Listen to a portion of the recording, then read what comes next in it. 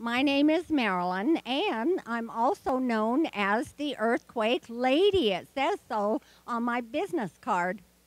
I was given that name 14 years ago by the Red Hills Middle School in Richfield, Utah. I travel all over the state giving preparedness presentations for schools, colleges, all types of businesses, senior daycare centers, hospitals, fire departments, churches, you name it. I've been there. Every year I go down to Richfield and they always announce the Earthquake Lady's coming. So that's who I really am. Can you hear me okay? No? Okay, can you hear me now? Okay, I have to really put it up to my mouth. All right, did you hear what I said before? Okay, all right. I started working for the Department of Public Safety, Division of Homeland Security, 16 years as a secretary. In order to graduate, we had to take classes. And during one of the classes, stand up and talk about any disasters, tornado, flood, earthquake. Me being the new girl on the block at that time, I did not know what to talk about. I did not know what the office was all about. I didn't know everybody in the office, and I did not know what preparedness was. Serious.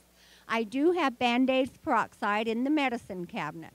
I do have food storage, water storage, but I did not have emergency kits put together like you see a few up here. By watching videos, listening to people's experience with disasters, and we see it on the news all the time. Back east, they have their high wind, flood, tornadoes, foreign countries, tsunamis, major earthquakes, California with all their earthquakes. The states all around Utah has their wildfires. Where Utah, we do not have tornadoes. We do not have earthquakes. And we do not have power outages. Are you listening? Okay. To my knowledge, I thought Utah had 6 tornado touchdowns. I was told we have had more.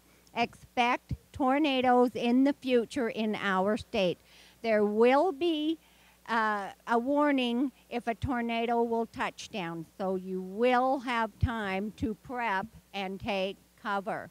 Earthquake, there is no warning, but you can be prepared before an earthquake occurs, know what to do during an earthquake, and things what we need to do after an earthquake.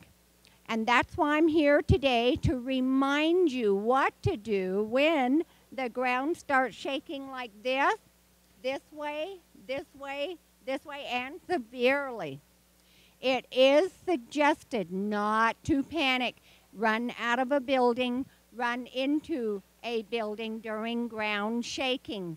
Gravity will greet you. You have chimney bricks, roof tiles, windows above could shatter, fall, and hurt you as you're leaving, entering a building. It is suggested to stay where you are and take cover. The safe areas due to an earthquake, whether you're home, at work, any type of building, your inside solid wall, solid corner is a safe place to take cover. Your inside solid walls at home is a safe place to take cover. Most hallways are located in the center part of the home. That is a safe place for you and your family to go and take cover. Go against a wall, squat down, cover your head. Especially in public buildings, they have ceiling tiles, light fixtures, will definitely loosen, fall, and hurt you. So no matter where you are, be aware of your surroundings so things do not fall and hurt you. Doorway is a safe place to take cover. You can brace yourself in a door frame like this, any which way to keep yourself in that door frame. Watch the door itself so it does not slam, hit you in the face, pinch your fingers. Bathroom, closet, safe place, and furniture. You, your spouse, family, go in each room at home and talk about the safe areas. Mom can be in the kitchen cooking, Dad's outside, the kids are watching TV, and we're getting hit with this major earthquake. You can't even get to one another. That's how severe the shaking could be. So talk about the safe areas in each room at home. See what furniture, tables, chairs, get underneath, hold on, because the ground shaking will move the furniture. Hold on to the legs. And you know the shaking is only seconds, and a few seconds can do a lot of harm. So just have time to take cover so you do not get hurt. Okay, if you are in the basement, we have bedrooms in the basement. We have our washroom, food storage. Stay in the basement when the basement starts shaking. Of course, Mom and Dad will make that mad dash up those steps to get to the children. Be aware, stairs are weak and they may collapse. Of course, you can secure those stairs more sturdy by applying L-shaped brackets to each step to keep them in place. So these are things you can do for your home to make it more earthquake proof. So go to the center part of the basement and take cover during the shaking. Check your basement windows. Make sure they open and close easily, because you may have to get out of the basement out the window because the stairs are damaged. Same with upstairs bedrooms. Stay there, take cover. Hallways are safe areas. You can go to the closet, bathroom. Now, all bathrooms are not safe. You have the sliding glass door, shower glass doors, you have windows. So not all bathrooms are safe. So you decide whether that is a safe place to take cover. In the early days, they said we can get under beds. Today we say no. You cannot see what's going on around. Things could fall and hurt you and pin you underneath the bed. So beds are not a good place to take cover. So talk to the children about these things. Okay, fireplace. If you have a fireplace, stay away from fireplace. Your fireplaces are located on the outside wall, so you know not to go near that area, especially windows. If you're in a room with windows, turn your back towards the glass during the shaking. Let that glass shatter this way, not this way. So the more you talk about these things, the more you will remember when the big one happens. So this is what you call train your brain. Talk about these things, even at your place of business. As you move about throughout the day, think to yourself, talk to your colleagues, what you would do if you're in certain areas at your place of business to protect yourself. If you're outside, stay outside. Stay away from overhead wires, trees, buildings, fences, signs, light poles. Just get out in the open, squat down, and take cover. Tell the children about this also. Afterwards, they can yell, "Mom, Dad, I'm out here." They'll let the kids know if it's safe to come back into the house. So do talk about what to do when the ground starts shaking due to an earthquake. If every member of the household should have their own emergency kits. And I'm not here, I'm selling anything. I'm here to remind you what to do when the ground starts shaking and how to protect yourself. So every member of the household should have their own emergency kits. For children, adults, even for the house pets, you bet. If you get a knock at the door, you and your family need to leave your home because of gas leak, fire, chemical spill. You only have enough time to grab your emergency kits and you're out of there. Authorities are not going to stand at the door and wait for you to put emergency kits together. So this is what this is all about, is to have your kits pre-made, ready to grab, and you're out of there. So you can see you do not need big things of shampoos and lotions in your emergency kits, just trial size items. If the lotion is all gone, keep the container, refill it with what you have in the house, seal it tight, put it back in your emergency kit. So be creative, make your own kits. You have a lot of these things at home already. And we have a Be Ready Utah booth at number 512. What you see here is on a list over on the at the table. So go over there, get your list, and when you visit our booth, you can spin the wheel and you can see what you can add to your emergency kit. First aid kit, emergency blanket, so, and whistles. Whistles can be heard over voice. So every kit should have a whistle, especially folks that are on wheelchairs, walkers. They should attach a whistle to their mobile, because if their chair stops working or they fall down and they're yelling, "Help me," their voice is not getting far. It's loud, noisy. But if you have a whistle with you in your purse, keep blowing. Somebody's bound to hear this sound and you will be rescued. So add a whistle to stockings for Christmas. In fact, start a new tradition. Every Christmas I give my children, grandkids, friends something to add to their emergency kits. One year I gave flashlights, one year I gave shovels for their car, and first aid kits, so emergency blankets. So there's so many fun things to get to add to your emergency kits. Our children will not go out and spend money on these things. It's up to us parents to buy these things and give them for Christmas or birthday. So add a whistle to your emergency kit. And then also over at the table, you will find a newspaper that says Putting Down Roots in Earthquake Country.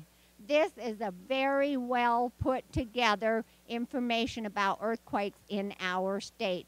On the back, there's other online resources to refer to about preparedness. So grab this while you're over there. Also, I made my own portable potty.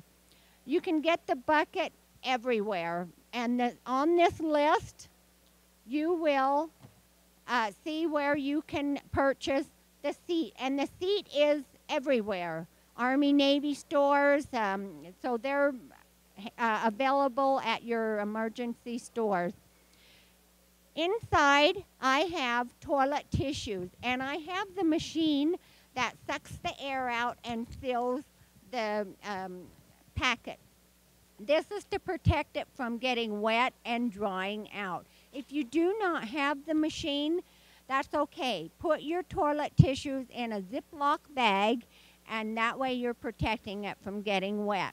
Inside the bucket, I have hand wipes, sprays, paper towels, lots of plastic garbage bags, and here's your secret. 1 2-liter bottle with kitty litter in it. What you'll do is, of course, take everything out of the bucket, line the bucket with the plastic, just like you see right here, and pour a little bit of kitty litter. Not the whole bottle, just a little bit. After 2 3 use, take the old bag out of the bucket, throw it in the regular garbage can, start all over. Kitty litter hardens, absorbs the droppings, and keeps it from smelling. So here you have it. And the reason why I put it in a liter bottle, because it fits right down inside the bucket. So look how compact that is. And then it's easy to grab and go. Now, if I receive a knock at the door that I need to leave my home, I'm going to get my emergency kit. I am going to take my cat with me, so have a plan with your house pets. And I'm going to take my porta potty with me. I'll take some more water and food. You can also make a food bucket. It's not a 72-hour food bucket. It's food that will provide you right now till other food becomes available. Or you can purchase bags like this that you can get at your grocery stores.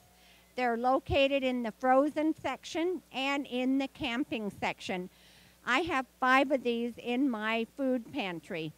And if I need to leave, I'm going to go to the refrigerator, put the milk, bologna, cheese, bread, crackers, cookies, and take it with me. Whatever's cold stays cold. Whatever's hot stays hot.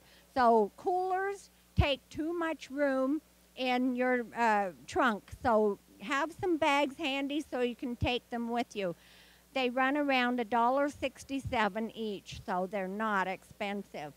Okay, so have these items already pre-made where it's ready to grab and you're out of there. Yes, ma'am. Where'd I get what? This?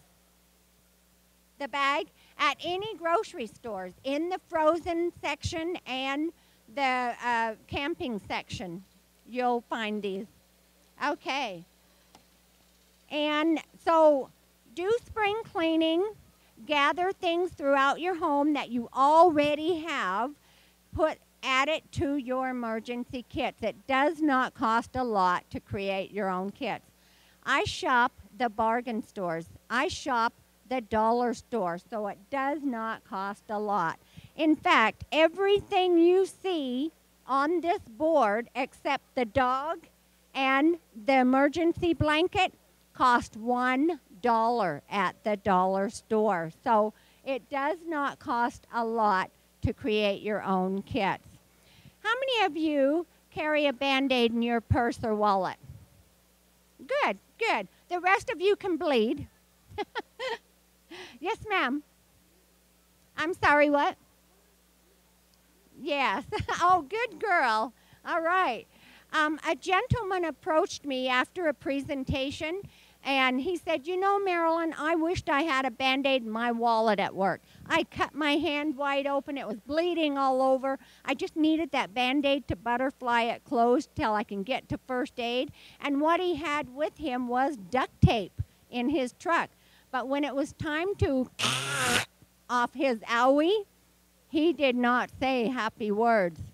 So let a Band-Aid in your purse or wallet be a reminder.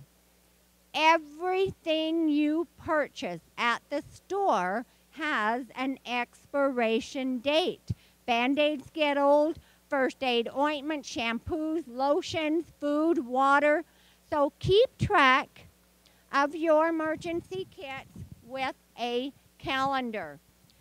Mark a date to take all the batteries out of your emergency kits, use them in the house, put new. Mark another date, rotate your emergency water and rotate your food bucket, and let the children's emergency backpacks grow with them. April is earthquake month. Every school in the state of Utah should have their earthquake drills. So I tell the students to take their learning home and teach mom and dad the drop, cover, hold method. The month of September is National Preparedness Month. We have daylight savings, and don't forget, tomorrow, turn your clocks back so we gain an hour this weekend. Yay! And then we have daylight savings, general conference, your birthdays. Let these special dates be a reminder to keep your emergency kits updated. That's how simple all this is. And you know, you look at the board and it looks overwhelming. It's not. So go to the booth 512, Be Ready Utah, and pick up your list, and I guarantee you have over 50% of all these items in your home already. Do not let your kits go rotten. By the way, this was a real banana, A coworker found this in one of the state vehicles, not mine, and he put it on my desk because this is to remind you to keep your kits updated, okay? Don't let your kits go rotten like this. All right. Well, I only had a short time with you today. If you're interested in having me give a preparedness presentation for your business, brown bag hour, while you and your colleagues are eating lunch, I'm presenting. I present at churches on the weekends, during the evenings. And if you're interested, my business card is at the booth. Give me a call. Let me put you on the schedule. The program is 1 hour, and there's no charge because we are a state service to you. So give me a call. And now, a few of you can have Band-Aids in your purse or wallet. Thanks, everybody. Good luck in preparing, and be ready, Utah. Thank you.